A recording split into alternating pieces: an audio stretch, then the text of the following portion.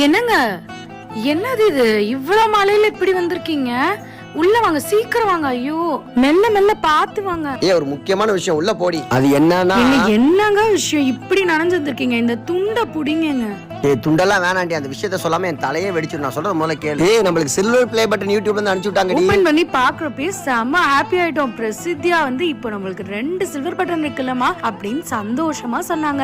ஏதாவது ஸ்வீட் பண்ணலான்னு கேட்டா சரி வா பண்ணலான்னு கிச்சனுக்குள்ள போயிட்டு பாத்திரத்துல தண்ணிய கொதிக்க விட்டுட்டு இந்த அகர் அகர்னு சொல்லப்படுற இந்த சைனா கிராஸ குட்டி குட்டியா கட் பண்ணி இல்ல சேர்த்துக்கிட்டோங்க. இது நல்லா கரையணும். தேவைக்கேற்ப சுகர் சேர்த்துக்கலாம். இன்னொரு லேயருக்கு பாலை சூடு பண்ணி அதுல இந்த அகர் அகரை மிக்ஸ் பண்ணிட்டேன்.